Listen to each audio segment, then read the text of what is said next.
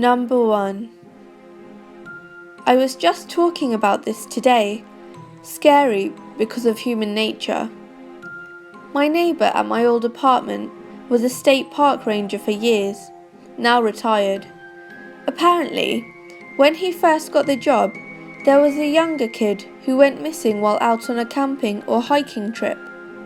They organised a huge search of the area, to no avail. No clues or anything, the kid is just missing. A few years go by, and some evidence turns up that wasn't in the direction they originally searched. It was part of his camping equipment. On his off time, my neighbour took to search the area where it was found, hoping for more clues. Just outside the state park lived a couple in a ramshackle hovel who were quite reclusive and odd. One day, my neighbour had to talk to them about something unrelated to the missing kid. He's in their house, which is a mess of junk, no running water, etc. Hard to focus on anything there.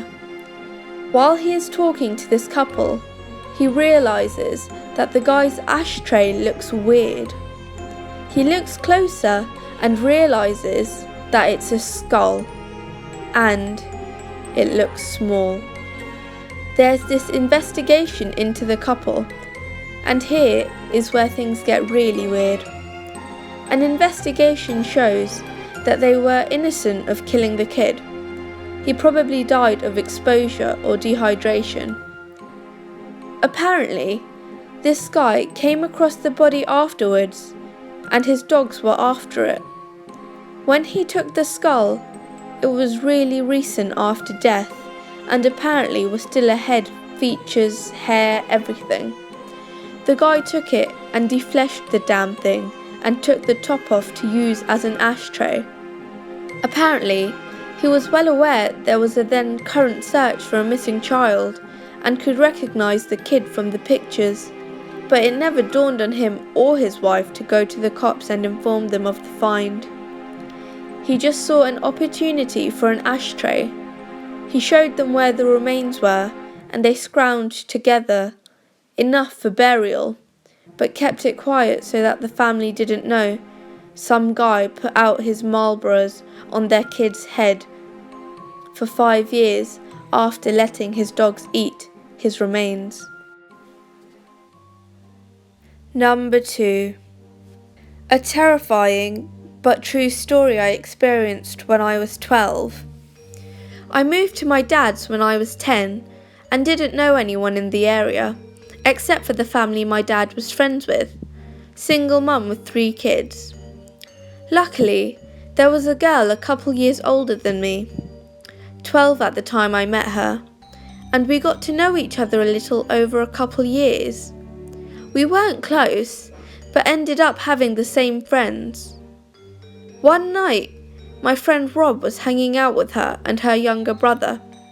They happened to be in the house alone, because my friend's mum was at work, which is where this gets terrifying and sad. Her mother has been helping this one lady through her work and got to know her fairly well. She found out her sister was in a mental institution and was let out recently. The night Rob is hanging out with my friend, they get a knock on the door. My friend thought it was just their mum. She knocks a certain way when coming in and answered it without thinking. Rob wasn't supposed to be there, and he took off through the window to his house down the road. He never thought twice about it. It wasn't her mum. It was the sister of the lady her mum was helping, and she figured out through talking to her sister where her family lived and her mum's working schedule. She came in, and this is where I don't know details, and I'm glad I don't. My friend's younger brother got away to the neighbours to call the police. The lady brutally murdered my friend a week from Christmas, decapitated her and left her body naked in a bathtub, hid her head. They had to look through the presents, and I don't know where they found it, but they did. I wasn't allowed to go to her funeral. Number 3. I rode out in front of a car on my bike when I was 11, and the car honked really loud at me. I, stupidly, flipped the car off and they came to a screeching halt. A huge guy stepped out and went to open his trunk. His girlfriend got out of the passenger side, crying and screaming, begging him not to open the trunk. I was frozen in fear. He got back in the car and sped off. I have no idea what was in the trunk. Hopefully, not a fully automatic machine gun on a turret.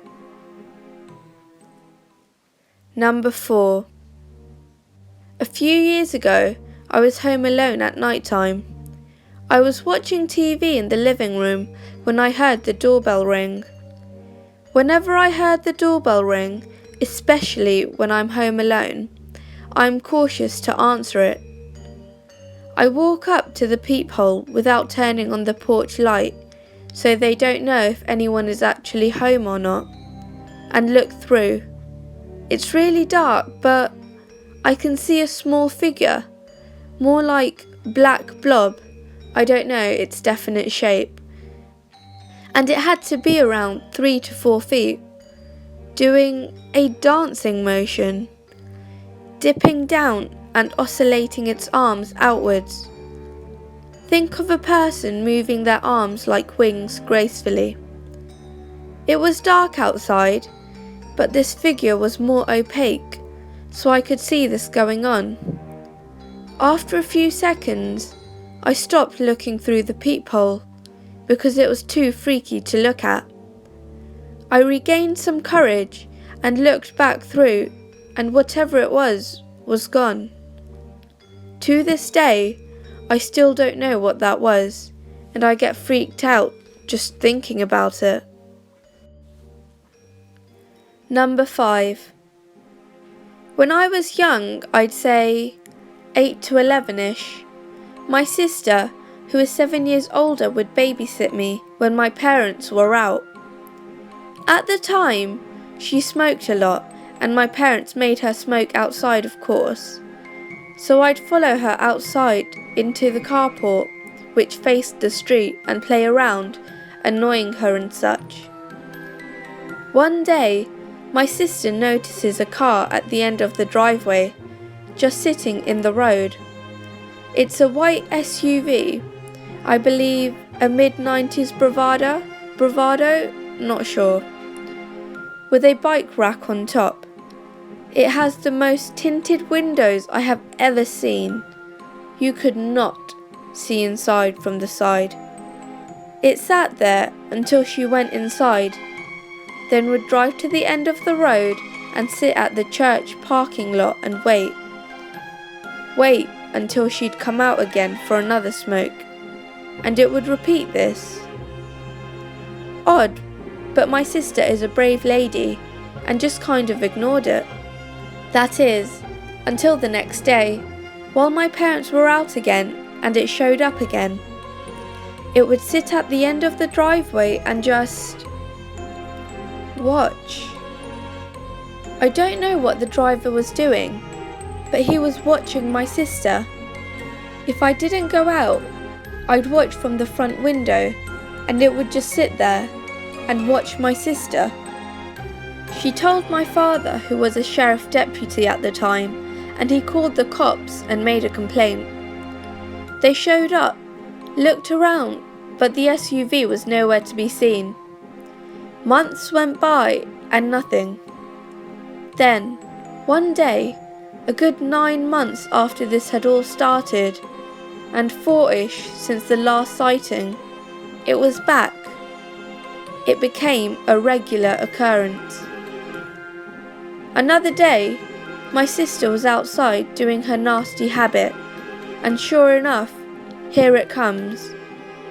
This time, we were alone as usual, and she decides she's had enough. She tells me to stay in the carport and she's going to confront them. She starts walking towards the SUV, and halfway down the driveway she would later remark to us, "I felt utter terror, like I knew if I went any further, I was dead. I was paralysed by pure fear." She turned around and went inside. Finally, the family car was in the shop for some kind of issue, so we were all stuck home for a night and had to get delivery, etc. While my parents are home, my sister goes outside to smoke. I go outside with her, and eventually the SUV shows up. She tells me to run inside and tell my father, and I do. My dad promptly gets his gun and starts briskly walking down the driveway with it in hand, in the direction of the SUV, but not level towards it. The SUV floored it down the road and peeled out onto the nearby large highway. My dad, being a cop, noted the year and model and distinguishing features. The scariest thing? The license plate had been covered in duct tape. We never saw it again. Number 6. When I was younger, we lived in an apartment complex which my mother managed. The day before Halloween, she was telling us all a scary story about how 2 little boys and their mother died above us in a vacant apartment, and how, if you listen closely, you can still hear their footsteps running up and down the hallway. Well, at that very moment, what do we hear? The sound of running upstairs.